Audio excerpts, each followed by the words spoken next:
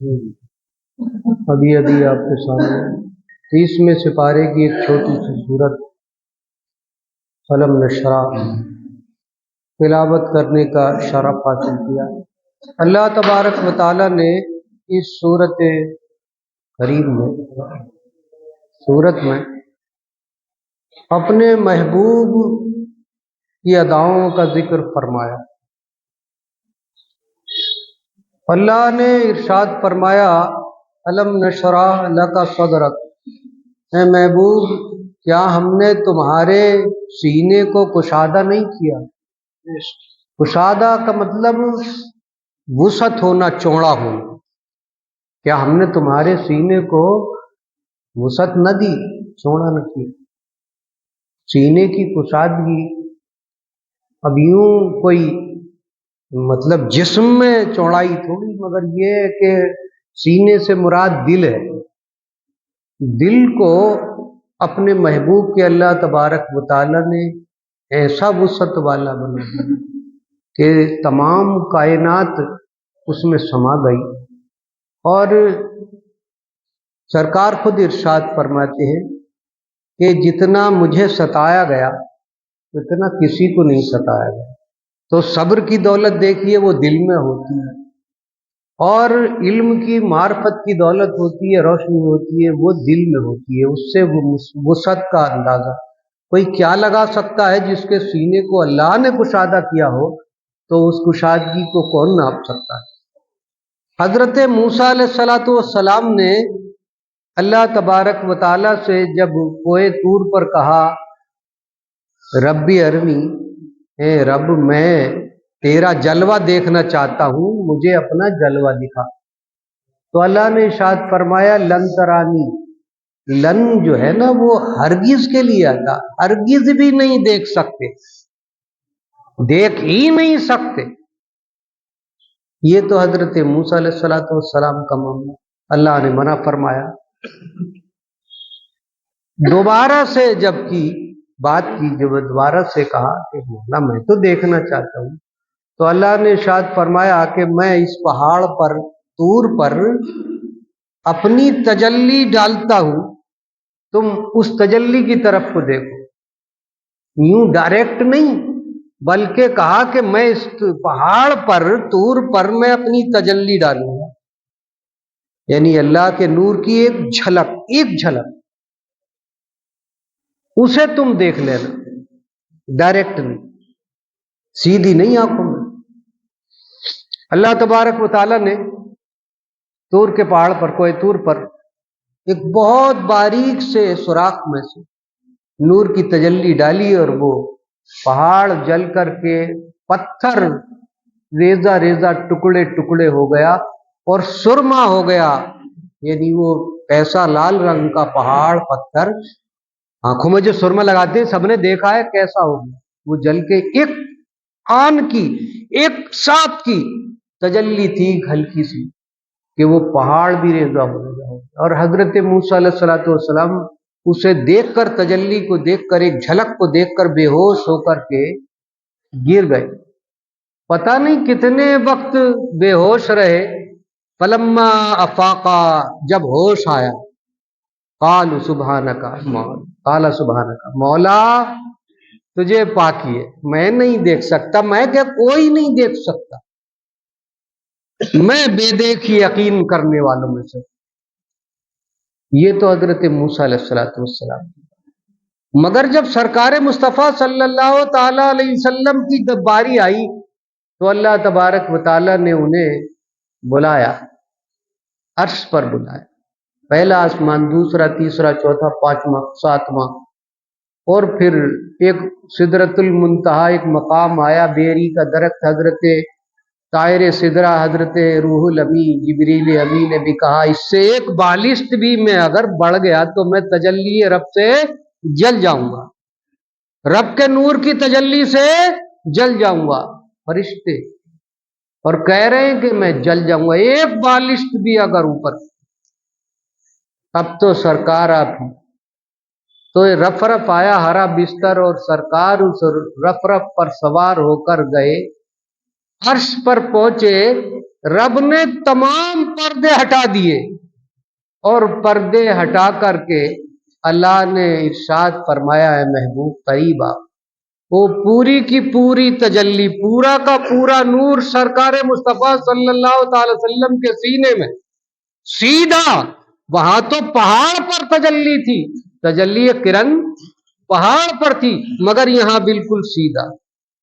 فکانا قاب قوسین او ادنا، دو کمانوں سے بھی کم کا فاصلہ رہ گیا، اتنی قریب سے اللہ کا نور سرکار کے جلووں یعنی سینے میں جلوے سمائے، آنکھوں سے دیکھا، انہی آنکھوں سے، سر کی آنکھوں سے دیکھا۔ تو یہ وہ بات اللہ نے ارشاد فرمائی ہے اس آیت میں، اے محبوب کیا ہم نے تمہارے سینے کو کشادہ نہ، الم نشرح لک صدرک ووضعنا عنک وزرک الذی انقض ظہرک، اور وہ بوجھ تمہارے اوپر سے اتار دیا جو کہ تمہاری پیٹھ بوجھ محسوس کرتی تھی، جس سے تمہاری پیٹھ جسم بوجھ محسوس کرتا تھا، وہ تمہارے پیٹھ پہ سے بوجھ اتار دیا۔ کیا؟ جب پہلے وحی نازل ہوتی تھی تو وحی اتنی سخت محسوس ہوتی تھی، اتنا بوجھ محسوس ہوتا تھا کہ آپ پسینہ پسینہ ہو جایا کرتے، پیشانی پہ سے قطرے ٹپک جایا کرتے تھے چہرے میں، پورے جسم پسینے میں سرابور ہو جایا کرتا تھا۔ تو یہ سرکار خود ارشاد فرماتے ہیں بڑا بھاری بوجھ سا محسوس ہوتا تھا، تو اللہ تبارک و تعالیٰ نے اس بوجھ کو اتار دیا اور اس کے لیے آسانی فرمائی، وحی کی آسانی فرمائی۔ فَإِنَّ مَعَ الْعُسْرِ يُسْرًا، اللہ نے ارشاد فرمایا پس پریشانی کے ساتھ آسانی۔ تو پھر یہی دوبارہ سے جملہ دہرایا، اِنَّ مَعَ الْعُسْرِ يُسْرًا، ایک مرتبہ تو کہا، پھر دوبارہ سے کہا یہی کہ پریشانی کے بعد آسانی ہے۔ یہ سب کے لیے ہے کہ پہلے پریشانی اگر کسی پہ آئی ہے تو بعد میں اس کے ساتھ آسانی ضرور اللہ تبارک و تعالیٰ عنایت فرماتا، یہ اللہ کا بات۔ اس لیے ہر ایک آدمی کو دنیاوی زندگی میں یہ آسانی کی جگہ نہیں ہے، یہ پریشانیوں کی جگہ ہے۔ اب پریشانی آتی ہے، خود اللہ کے محبوب کو کتنی پریشانی آئی ہے آپ سب جانتے ہیں، سنتے رہتے ہیں اور پڑھتے بھی رہتے ہیں۔ اور پھر دیکھیے آپ کی آل کے ساتھ میں کیسا وقت آیا کہ ایک بچہ کربلا میں بے دردی کے ساتھ ذبح کر دیا گیا، شہید کر دیا۔ تو جو شہید کرنے والے تھے وہ سب کے سب فنا ہو گئے، اور جنہیں بے دردی کے ساتھ شہید کیا ان کا نام آج بھی روشن ہے، قیامت تک روشن، قیامت میں بھی انہی کا بول بالا ہوگا، اور وہ سرداران جنت، جنتی نوجوانوں کے سردار۔ اِنَّ مَعَ الْعُسْرِ يُسْرًا، کہ پریشانی کے ساتھ آسانی ضرور آتی ہے۔ تو ہر کسی کو چاہیے کہ کوئی پریشانی اگر آئے تو صبر کرنا چاہیے، باویلا نہیں مچانا چاہیے، بلکہ صبر کرنا چاہیے، رب سے دعا کرنا چاہیے۔ فَإِذَا فَرَغْتَ فَانْصَبْ، جب تم نماز سے فارغ ہو جاؤ تو اللہ سے دعا کرو، یہ اللہ نے حکم فرمایا ہے کہ جب نماز سے فارغ ہو جاؤ فَإِذَا فَرَغْتَ فَانْصَبْ، تو پھر اپنے رب سے تم دعا کرو، وَإِلَىٰ رَبِّكَ فَارْغَب، اور اپنے رب کی جانب کو راغب رہو، یعنی تمام توجہ اپنے رب کی جانب کو لگائے رہو۔ یہ اللہ کے حکم ہے، اللہ نے اپنے بندوں سے حکم فرمایا، اپنے محبوب کی امت کو کیسے کیسے انعامات سے نوازا ہے، کیسا نبی اللہ نے اپنا محبوب جنہیں اپنا جلوہ دکھایا، اپنے قریب بلایا، اور پھر قرآن پاک جیسی کتاب نازل فرمائی، انہیں تمہارا مطلب رسول بنایا اور تمہیں ان کا امتی بنایا ہے۔ یہ کیا شان ہے، اللہ تبارک و تعالیٰ نے تمہارے مرتبے کو کیسا بلند فرمایا ہے کہ کائنات ابھی پیدا نہیں ہوئی ہے، کائنات ابھی پیدا نہیں ہوئی ہے، کائنات کے پیدا ہونے سے، زمین و آسمان کے پیدا ہونے سے 1000 سال پہلے اللہ تبارک و تعالیٰ نے سورہ یاسین کو لوح محفوظ پہ لکھی، 1000 سال پہلے۔ کیا ہے سورہ یاسین؟ یاسین یہ سرکار کا صفاتی نام ہے، 99 نام ہے سرکار کے صفاتی نام ہے، ان میں سے ایک یاسین یہ بھی اللہ کے رسول کا نام ہے۔ اللہ نے اپنے محبوب کو یاسین کر کے، یاسین کے خطاب سے نوازا۔ یاسین بل قرآن الحکیم، یہ حکمت والے قرآن کی آیتیں، بل قرآن الحکیم، انک لمن المرسلین، بے شک تم رسولوں میں سے ہو۔ ابھی کائنات پیدا بھی نہیں ہوئی اور اپنے محبوب کو خطاب فرما کر رب فرما رہا ہے اے محبوب آپ یاسین ہو، اور قرآن پاک حکمت والی کتاب آپ کے لیے ہے، تم رسولوں میں سے ہو، علی صراط مستقیم، سیدھے راستے پر ہو۔ 1000 سال پہلے کی بات، مسلمانوں ذرا غور تو کرو، خیال تو کرو کہ تمہارا مرتبہ رب نے کیا فرمایا، اور کیسا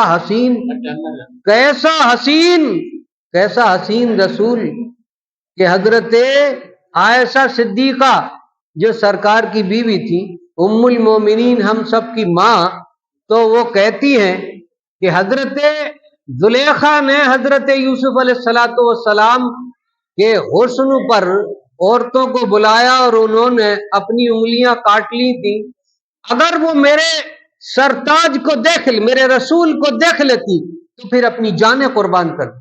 وہاں تو انگلی کٹنے کا معاملہ، جانیں قربان۔ یہی تو کہا امام عشق و محبت نے کہ حسن یوسف پہ کٹی مصر میں انگشت زنا، حسن یوسف پہ کٹی مصر میں انگشت زنا، سر کٹاتے ہیں تیرے نام پر مردان عرب۔ وہ سرکار کا جلوہ تھا، ایسے حسین میرے نبی کے، جب کہ رات کی تاریکی میں جب مسکرا دیا کرتے تھے تو آپ کے مسکرانے سے حضرت عائشہ صدیقہ کہتی ہیں کہ میں اپنی کھوئی ہوئی سوئی کو ڈھونڈ لیا کرتی تھی، اتنا اجالا ہو جایا کرتا تھا اس چہرے، یعنی چہرے کو، اس چمکدار چہرے کو اللہ تبارک و تعالیٰ نے والضحیٰ کہہ کر کے قرآن پاک میں، والضحیٰ واللیل اذا سجی، چمکتے ہوئے چہرے کی قسم، سرکار کے چہرے کی قسم کھائی اللہ تبارک و تعالیٰ۔ سرکار کے سینے کو قرآن میں بیان فرمایا، سرکار جس شہر میں رہتے اس شہر کی، لا اقسم بھٰذا البلد، اس شہر کی قسم ہے اے محبوب جس میں تم جلوہ فرما ہو۔ ہر چیز کو اللہ نے اپنے محبوب کی بیان فرمایا، چلنے کو بیان فرمایا، دیکھنے کو بیان فرمایا، سونے کو بیان فرمایا، تمام چیزوں کو بیان فرمایا۔ پورے قرآن کو پڑھ کے دیکھو تو شروع سے لے کے اول سے لے کے آخر تک سرکار مصطفیٰ صلی اللہ تعالی علیہ وسلم کی نعت ہے، سرکار کی تعریف میں۔ ایک جگہ اللہ تبارک و تعالیٰ نے قرآن میں ارشاد فرمایا فلا وربک حتی یحققوک، اے محبوب تمہارے رب کی قسم، کون کہہ رہا ہے؟ رب ہی کہہ رہا ہے۔ انداز بیان دیکھیے مسلمان، اے محبوب تمہارے رب کی قسم، خود ربی فرما رہا ہے۔ یہ سرکار کی نعت ہے، یہ کھائی قرآن ہے، زلف دوتا کی قسم، یعنی جب کہ زلف لہرا کے چہرے پر آ جایا کرتی تھی تو سرکار کی اس ادا کو اللہ تبارک و تعالیٰ نے واللیل کہہ کر کے پکارا ہے کہ جب چہرے پر، حسین چہرے پر جب کالی زلفیں لہرائی ہیں تو پھر ایسے جیسے کہ رات میں، اندھیری رات میں جو ہے چاند دکھائی دیتا ہے، یعنی چاند پر بدلی چھاتی ہے تو اس کا حسن دوبالا ہو جایا کرتا ہے، تو اسی طریقے سے اللہ تبارک و تعالیٰ نے سرکار کے جلووں کو بھی بیان فرمایا۔ کیا کیا چیز بیان نہیں فرمائی، اس محبوب کا آپ کو امتی بنایا ہے۔ چاہیے کہ ہم اپنے سرکار کا ذکر کرتے رہیں، اپنے نبی کا ذکر کرتے رہیں۔ اللہ تبارک و تعالیٰ نے ہر جگہ اپنے محبوب کا ذکر فرمایا ہے اور پھر ذکر کرنے کا حکم بھی فرمایا ہے۔ جو بھی ذکر مصطفیٰ کرتا ہے اللہ تبارک و تعالیٰ اسے پسند فرما لیتا ہے، اس کے گناہوں کو معاف فرما دیتا ہے اور اس کے درجات کو بلند فرما دیتا ہے۔ یہ ذکر مصطفیٰ کرنے کی فضیلت ہے۔ آج اس وقت افسوس ہوتا ہے کہ ایسے محبوب کا امتی ہوتے ہوئے رب کے محبوب کا ذکر نہ کریں، اپنے آقا کا ذکر نہ کریں اور پھر تمام دنیا کے نیتاؤں کا ذکر کرتے رہیں۔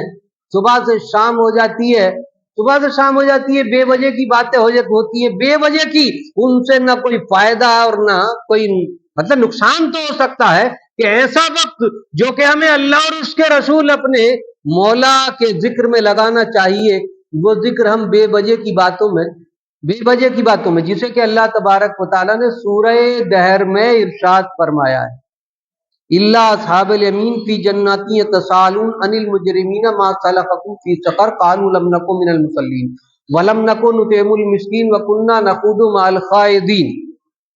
سورہ دہر میں کہ جو داہنی جانب والے جنت میں ٹھہرے ہوئے ہوں گے وہ پوچھیں گے جہنمیوں سے کہ تم جہنم میں کس لیے ڈالے گئے، کس لیے ڈالے؟ تو وہ کہیں گے کہ ہم نماز نہیں پڑھتے تھے۔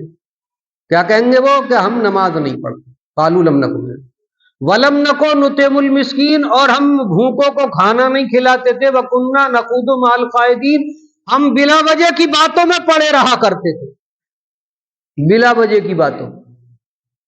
بھائی صبح سے شام اور شام سے صبح تک جو ہے تم نیتاؤں کی باتیں کر لو دنیا، تو اس سے تمہیں کیا فائدہ ہوا؟ اگر 1 روپے کا فائدہ، ایک نیکی کا فائدہ اگر تمہیں ہو گیا ہو تو کوئی ایسا ہے ہاتھ اٹھا کے مجھے بتا دے کہ مجھے 1 روپے کا فائدہ۔ بے وجہ کی باتیں ہو رہی ہیں، نہ لینا نہ دینا۔ وہ کوئی سن تو رہی نہیں کہ ہماری تعریف کہاں کہاں ہو رہی ہے۔ اگر تم نبی کی تعریف کرو گے تو اللہ سننے والا ہے، نبی صلی اللہ تعالی علیہ وسلم سننے والے ہیں، فرشتے کرامن کاتبین تمہارے نامہ اعمال میں نیکیاں لکھنے والے ہیں، وہ نیکیاں لکھتے رہیں، نیکیاں لکھتے رہیں گے۔ جب نامہ اعمال سامنے ہوگا مسلمانوں، اس وقت نبی کی تعریف اگر تم نے کی ہے تو پھر تم خوشی سے نبی کے سامنے پیش ہوگی، اور وہ اپنی کالی کملی کے سائے میں تمہیں چھپا لیں گے میدان محشر میں۔ میدان محشر میں یہی تو کہا اعلیٰ حضرت نے کہ لوا کے تلے ثنا میں کھلے رضا کی زبان تمہارے لیے۔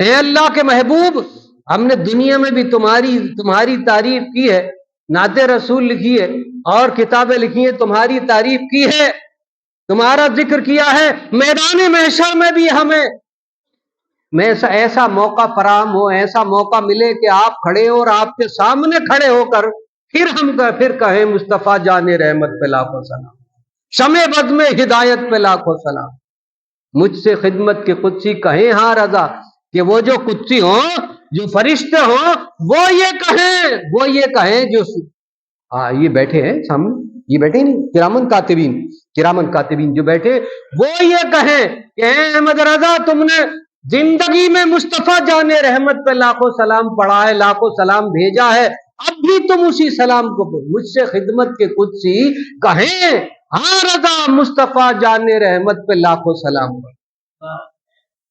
تو ایسی ہم اپنی زندگی میں ایسی باتیں کہیں کہ ہمارے نبی ہم سے راضی ہو جائے۔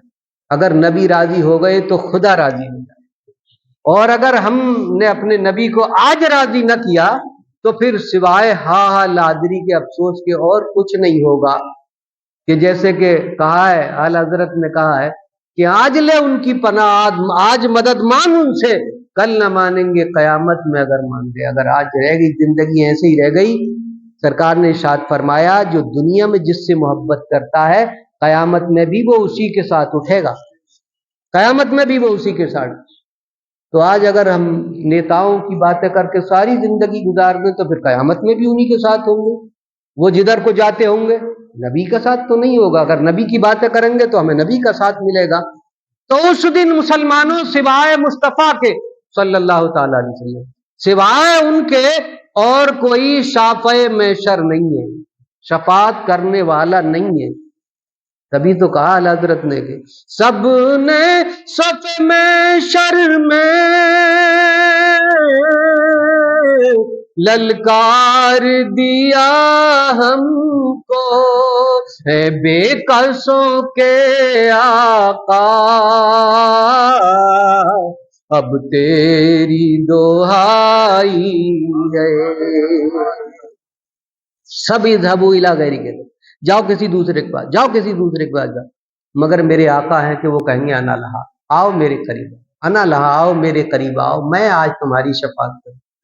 تو ہم ان کی تعریف نہ کریں جنہیں اللہ تبارک و تعالیٰ نے اپنا جلوہ دکھایا، اپنا محبوب بنایا، ساری کائنات جن کے لیے پیدا کی، تو پھر ان کی تعریف نہ کریں، تعریف کرو۔ افسوس اس وقت ہوتا ہے کہ جب ہم دنیا کی باتوں میں، دیکھو شادیاں ہوئی یا اور بھی کچھ خوشی کی محفل ہوتی ہے، تو پھر نہ جانے کتنوں کی کیسی کیسی محفلیں رچاتے ہیں، مگر اللہ کے رسول کی محفل روزانہ میلادیں ہوتی تھیں. آپ سب گواہ ہو، سب گواہ ہو، ایسا نہیں ہے میں کوئی ڈھکی چھپی بات کہہ رہا ہوں. آج پتہ ہی نہیں محفل میلاد کا، نہ کوئی پڑھنے والا. یہ بوڑھے بوڑھے رہ گئے، جس دن یہ بھی کام کر یہ بھی گئے تو کام ختم، ذکر مصطفیٰ ختم. بوڑھے بوڑھے رہ گئے. نوجوانوں سے کہوں گا عشق مصطفیٰ اپنے دل میں لے کر جذبہ اٹھیے اور ذکر مصطفیٰ کیجئے. آج ان کا اگر ذکر کیا تو کل قیامت میں تمہیں فرشتے پکار پکار کر کے کہیں گے کہ ذکر مصطفیٰ کرنے والے آج مصطفیٰ کے سائے میں، مصطفیٰ کی کملی کے سائے میں آ جائیں. چھوڑیے ان باتوں اور جانے کی تیاری کیجیے. چند دن کے لیے ہاں کوئی اگر آ گیا، اگر کوئی سکندر بھی ہو گیا یا رستم و دارا بھی ہو گیا، وہ بھی چلے گئے. کتنے آئے، کھنڈرات گواہ ہیں، کھنڈرات. دیکھ لو نوابوں کے، زمینداروں کے، راجاؤں کے محلوں کے کھنڈرات گواہ کہ وہ سب چلے گئے. اور جنہوں نے ذکر مصطفیٰ کیا، حضرت بلال کا کوئی محل نہیں تھا، حضرت ابو ذر غفاری رضی اللہ تعالیٰ عنہ کا کوئی محل نہیں تھا، مگر دیکھیے ان کے مزارات کیسے شان والے ہیں، کیسے شان والے. قیامت تک لوگ ان کے مزاروں سے اپنی پلکیں ملتے ہیں، اس لیے کہ انہوں نے ذکر مصطفیٰ سے اپنے سینے کو منور و مجلہ کیا. اللہ تبارک و تعالی ہم سب کو بھی عشق مصطفیٰ میں سرشار ہو کر زندگی گزارنے کا سلیقہ عنایت فرمائے.